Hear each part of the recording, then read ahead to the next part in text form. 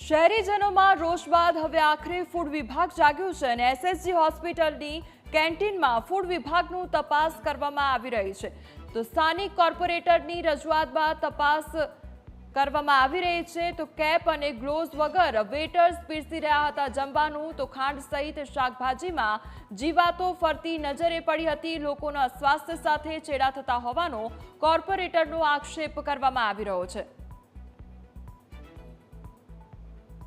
મધ્ય ગુજરાતની સૌથી મોટી હોસ્પિટલ કે જ્યાં હજારોની સંખ્યામાં રોજ દર્દીઓ અને તેમના સગાવાલા આવતા હોય છે, તેની કેન્ટીન જે છે તેના આવા દ્રશ્યો જે જોઈ રહ્યા છો કે જ્યાં આગળ સ્થાનિક કોર્પોરેટરે એક ફૂડ વિભાગને જાણ કરી છે કે અહીં જે જમવાનું આપવામાં આવે છે તેની ગુણવત્તા બરાબર નથી। આપ આ જે દ્રશ્યો જોઈ શકો છો કે બટાકા સહિતની જે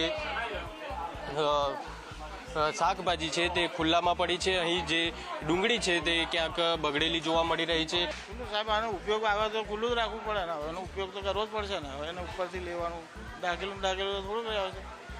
ગ્લોવ્સ કોઈના હાથમાં નથી દેખાતા, માથે ટોપી નથી દેખાતી। એક જ મહિનો થયો છે ત્યાંથી શિફ્ટ કરે, હવે શિફ્ટ કર્યું એટલે તૈયારીમાં થયું એટલે એમાં થોડું મહેનત કરવાનું તો બી વાર લાગે ને।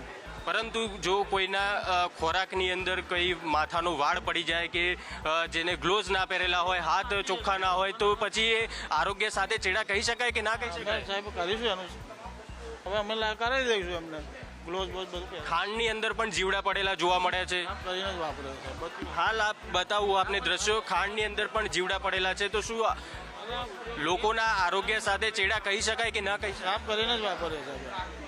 મધ્ય ગુજરાતની આ સૌથી મોટી હોસ્પિટલ છે, હજારોની સંખ્યામાં અહીં દર્દીઓ અને તેમના સગાવાલા આવતા હોય છે। અને તમે એવું કંઈ છે નહીં કે તમે ગંદવાળો હોય, ચોખ્ખાઈ તમે આજુબાજુ જુઓ। પરંતુ આ જે માથે કેપ પહેરવાની હોય, ગ્લોવ્સ પહેરવાના હોય તે નથી। થઈ જશે અમને એ થઈ જશે। અહીંયા આગળ તેલ પણ એકના એક તેલની અંદર ભજીયા તળવામાં આવે છે, ખાંડની અંદર વંદા પડી રહ્યા છે, બટાકા, ડુંગળી, ટામેટા એ પણ સડી ગયેલા છે, બીજું બધું જે લોટ છે એની અંદર પણ વંદા પડી રહ્યા છે। સફાઈ બિલકુલ છે નહીં અહીંયા આગળ, કોઈએ કેપ નથી પહેરી, ફાયરની કોઈ જ અહીંયા આગળ સેફટી નથી, કશું જ નથી। ખૂબ સફોકેશન થઈ રહ્યું છે। તમે બહાર જોવો તો બહાર પણ કેટલી પબ્લિક નાસ્તો કરી રહી છે, તો એને પણ તકલીફ પડી રહી છે કે ચટણીની અંદરથી માખો પડે, આ પડે તે પડે, પણ કેન્ટીનનો જે માલિક છે એના માટે કંઈ જ જોવામાં આવતું નથી। ચોક્કસ મેં ફૂડ વિભાગને સવારે જ ફૂડ વિભાગમાં ગઈ અને જાણ કરી અને ફૂડ વિભાગના અધિકારીઓ કર્મચારીઓ અહીંયા આગળ ચેકિંગ માટે આવ્યા છે। કોઈ બી વ્યક્તિ હશે, કોઈના જીવ સાથે ચેડા કરતી વ્યક્તિ, કોઈ પણ વ્યક્તિ હશે એને છોડવામાં નહીં આવે। વડોદરા મ્યુનિસિપલ કોર્પોરેશનનું જે ફૂડ વિભાગ છે તે ક્યાંક નિંદ્રામાં હોય તેવું લાગી રહ્યું છે। કેમેરામેન અંકિત સાથે દર્શન ચૌધરી, ન્યૂઝ કેપિટલ, વડોદરા।